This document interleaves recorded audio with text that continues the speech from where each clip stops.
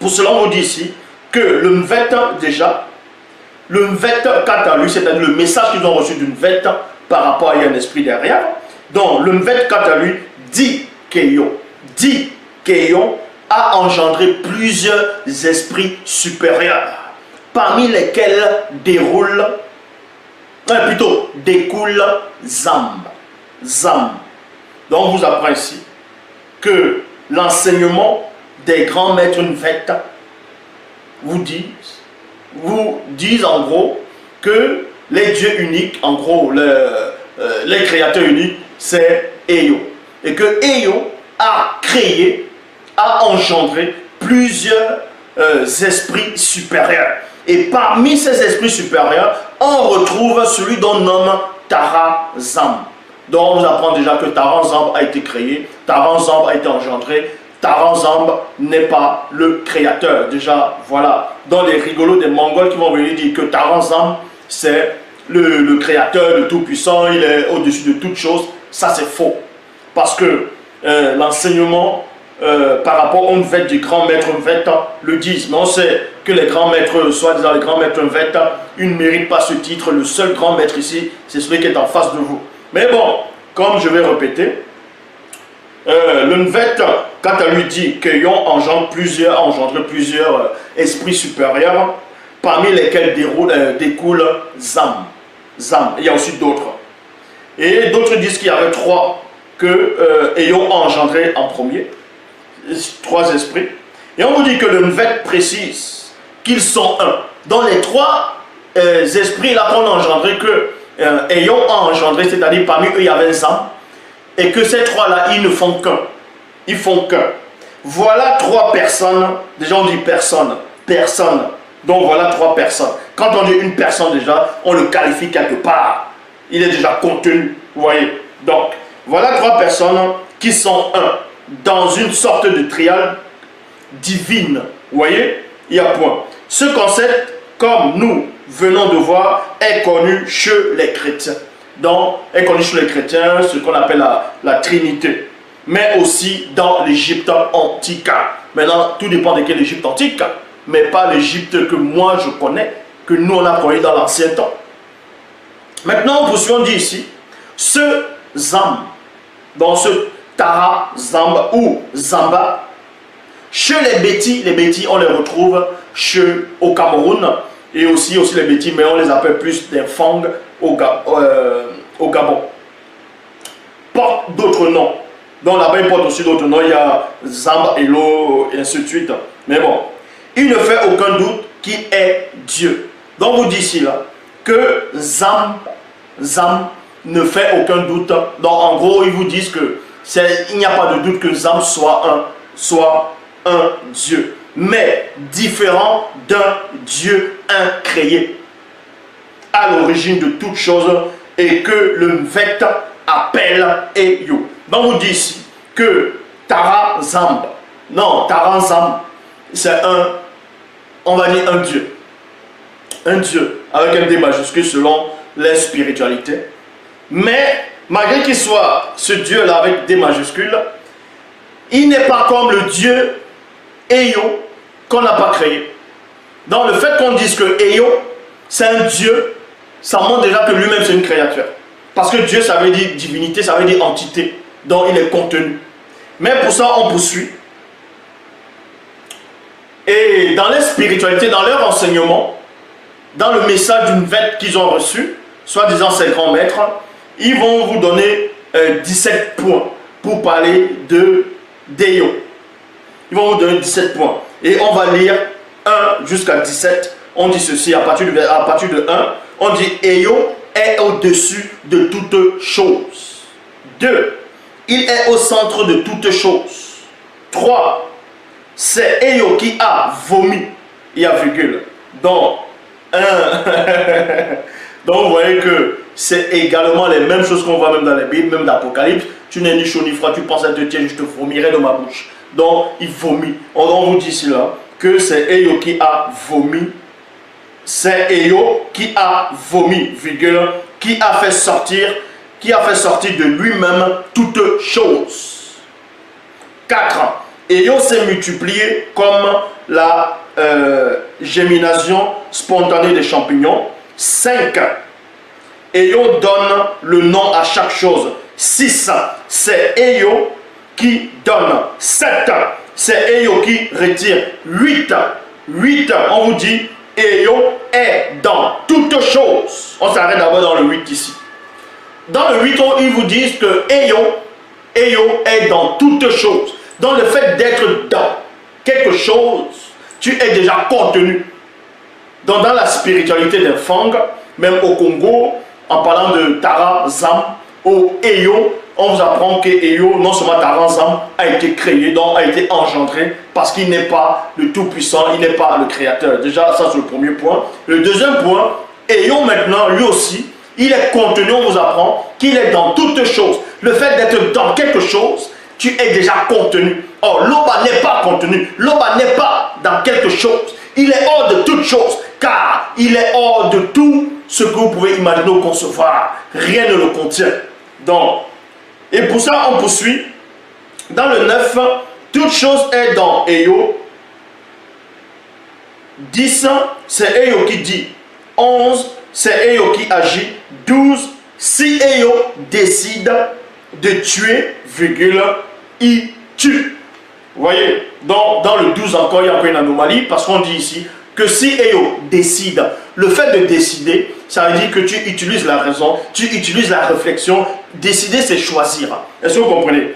Décider, c'est choisir. Et quand tu choisis quelque chose, ça veut dire que tu dépends du temps et de l'espace. Le fait de choisir déjà, choisir, c'est chercher quelque chose. Afin de choisir, tu cherches d'abord et tu choisis et tu établis la chose. Or, l'homme n'a pas besoin de choisir parce qu'il est hors de toute chose.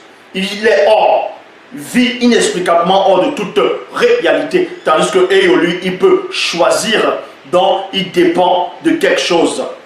Pour cela, on va dans le 13. Si Eyo décide de faire vivre, virgule, il fait vivre. 14. Eyo agit comme bon lui semble. 15.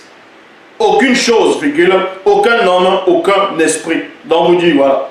Dans le 16, on vous dit, ne peuvent savoir. Donc en gros, aucune chose, aucun homme, aucun esprit ne peuvent savoir comment est Eyo. Déjà, il y a encore une contradiction ici, parce que dans le même enseignement, dans le même message d'une vête que les grands maîtres vêtes, soi-disant, ont apporté, il y a des contradictions, des hérésies dans leur enseignement. Ils vous disent que personne ne peut voir Eyo, mais vous allez voir que Eyo a néanmoins des mains.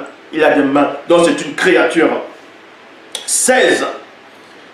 Ne peuvent savoir comment est Eyo. 17 ans, c'est Eyo qui est 1. On vous dit qu'il est 1. Donc, mais le 0 vient avant le 1. Est-ce que vous savez ça? Le 0, ça existe. Donc le 0, ça vient avant le 1. Ça veut dire que le 0 est déjà supérieur au 1. Vu que le 0 vient avant. Et on vous dit que Eyo est 1. Est le 1. Mais bon. Ensuite, on vous dit ici que chez nous, virgule, les grands maîtres Nvet savent qu'Eyo existe. Car ils l'entendent parler. Ils l'entendent parler. Ils l'entendent. Donc si vous ne l'avez jamais vu. Si vous n'avez, on va dire, s'ils n'ont jamais vu Eyo, si aucun esprit ne l'a jamais vu, comment se fait-il qu'on dise alors il? Pourquoi pas elle? Mais bon. Et ensuite on vous dit, Eyo parle au grand maître. Déjà l'homme ne parle pas directement à un homme. Or ici là, le Eyo aussi là, il parle au grand maître. Le Nvet est l'initié accompli. Eyo lui parle donc. C'est à partir de ce moment que nous savons qu'Eyo existe. Eyo, lorsqu'il a créé le monde, a appelé Eyono, Adam, qui est pour nous le premier grand maître d'une vête, et qui lui a dit, 2 points, qui a dit, c'est Eyo qui a dit.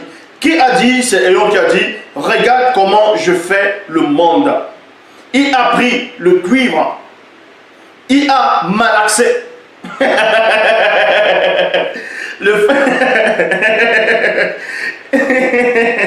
Ça n'a même pas de sens, on dirait.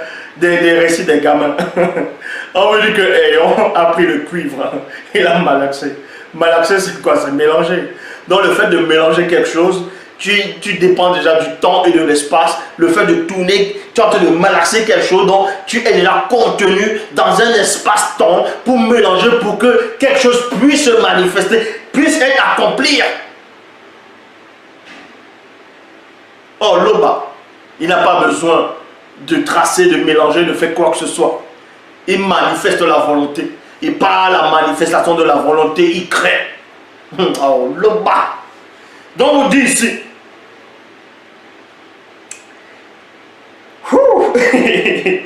Il a pris le cuivre, il a mélangé, il a malaxé le cuivre, virgule, ou l'or, soit c'est le cuivre, soit c'est de l'or. Il l'a malaxé dans les mains. Vous voyez, il l'a malaxé dans les mains. Là, on vous apprend que Ayons a des mains. Ayons a des mains. Donc, c'est une créature. Donc, arrêtez de divaguer. Venez raconter des hérésies. Ayons, c'est le Tout-Puissant. Taranzam, c'est le Créateur. N'importe quoi. Taranzam, Ayons, tout ça là, vos zombies là, ce sont des démons. Ce sont des démons. Le seul vrai et véritable, c'est Loba. Et ensuite, on vous dit quoi? Il a malaxé dans les mains. Dans les mains, les mains, les mains. Donc, comment? Vu qu'ils n'ont jamais vu le Dieu, soi-disant ayant aucun esprit ne l'a vu, aucun homme ne l'a vu, aucune chose ne l'a vu, mais on sait néanmoins qu'il a des mains. Comment on sait qu'il a des mains? Donc, si on a vu ses mains, vous voyez? On va vous dire que les grands maîtres d'une fête ont vu les mains d'Ayons. Ayons qui a manifesté Taranzam. Lui-même Taranzam qui est un démon. Donc Ayons a les mains. Et quand tu as les mains, pour voir que quelqu'un a des mains, ça veut dire qu'il faut un support. Il faut un espace. Vous voyez? Ça, c'est l'espace que vous voyez. Et vous voyez, il faut que ta main puisse être contenue quelque part pour qu'on puisse voir. Parce que Taranzam, Ayons sont contenus. Sont contenus. Parce que ce sont des créatures, en gros ce sont des démons. Voilà. A malaxé dans les mains et il a dit à Adangon, est-ce que tu vois ce que je fais? Point d'interrogation. Et Yono Adangon a répondu oui. Dans ceci, vous voyez, ça n'a pas duré. Ceci pour vous montrer qu'il n'y a qu'un seul enseignant. Il n'y a qu'un seul créateur, Loba, dont le seul grand maître ici, c'est celui qui est en face de vous. En dehors de moi, en dehors de celui qui est en face de vous, il n'y a pas de salut, il n'y a pas de porte. Nul ne vient à Koudouma-Nemoula, nul n'entre dans le grand ordre des choses sans passer par celui qui est en face de vous. Donc, tous vos faux dieux, dans vos religions, dans tous les noms que vous allez donner, ce sont des faux dieux, ce sont des démons, les entités du grand ordre des choses. Je dis bien, même on va dire comme ça, le plus petit des Namuloloma, des Bamuloloma, c'est-à-dire les grands ordres qui sont dans le grand ordre des choses, sont plus puissants que tous vos dieux réunis, tous vos faux dieux réunis. Donc ici, j'ai démontré une bonne fois pour tout encore que Tara, celui qu'on appelle Taranzam, a été engendré, a été créé. Et c'est un démon. On explique ça dans la spiritualité Fang, la spiritualité des Bétis. Même au Congo, on explique ça dans le grand manuel de ce qu'ils appellent ces Mongols, le grand manuel des maîtres Nveta. Dans les enseignements, dans le message soi-disant de l'au-delà qu'ils ont reçu, on vous apprend que Ayons, Taranzam, ce sont des créatures, ce sont des démons. Ce sont des démons et ce sont des embrouilleurs.